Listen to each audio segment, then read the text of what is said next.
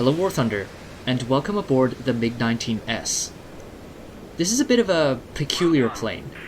It's an afterburning, supersonic jet with crazy climb performance that compares with the English Electric Lightning, energy retention that rivals the Hawker Hunter, and turning agility that's almost as good as its legendary predecessor, the MiG-17. By all accounts, the plane has an amazing airframe, but what it lacks are missiles. All you get are three 30mm cannons. To score kills, you'll have to get up close and personal.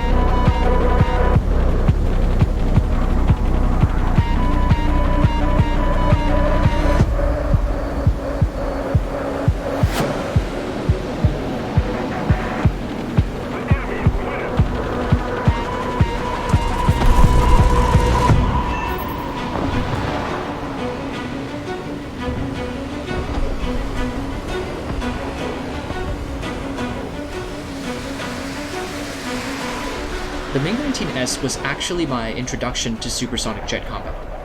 Back when I first unlocked it, it had a battle rating of 10.3, which at the time was actually the same BR as stuff like the Phantom and the Mirage. When every plane you fight has better acceleration, higher top speed, and missiles so agile that you can barely even dodge them, assuming you see them in the first place, that's a recipe for a lot of frustration. But this is no longer the reality.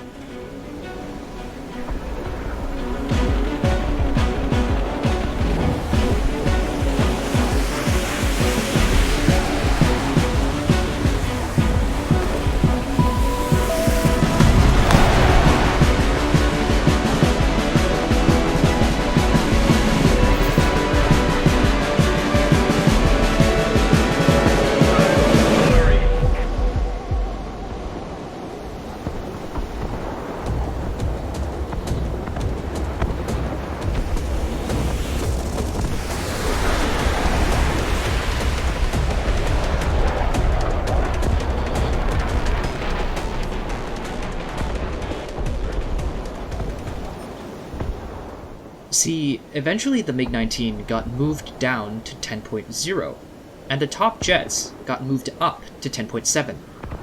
Even then, it still got sucked up to top tier games almost every match. But then, in the latest patch, Gaijin moved all the MiG-19s down to 9.7. Overnight, this thing went from suffering to dominating.